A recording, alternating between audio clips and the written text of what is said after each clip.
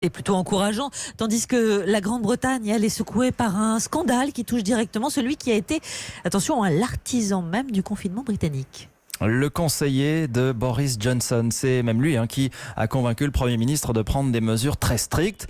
Sauf qu'on découvre qu'il ne les a pas lui-même respectées, Pauline Jacot, puisque pendant qu'il demandait aux Britanniques des efforts, lui invitait tranquillement sa maîtresse à la maison. Oui, une femme qui traversait la capitale anglaise pour rejoindre chez lui le célèbre épidémiologiste. Il y a eu au moins 2 rencontres, selon le Télégraphe, à des dates qui ne sont pas tout à fait anodines dans la mémoire des Britanniques. Le 30 mars d'abord, moment où dans les médias, le professeur Ferguson prévient que le confinement doit être strictement respecté jusqu'en juin. Les 2 amants se retrouvent à nouveau à Londres le 8 avril, entre le 6 et le 9.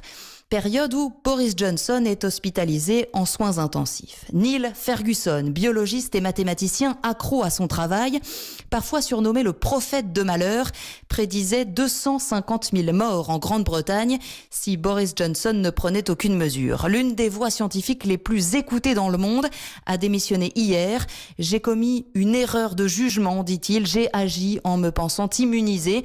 Ayant été testé positif au coronavirus et isolé pendant 2 semaines. Le professeur Lockdown, comme il a été baptisé par les journaux anglais, quitte le comité scientifique du gouvernement.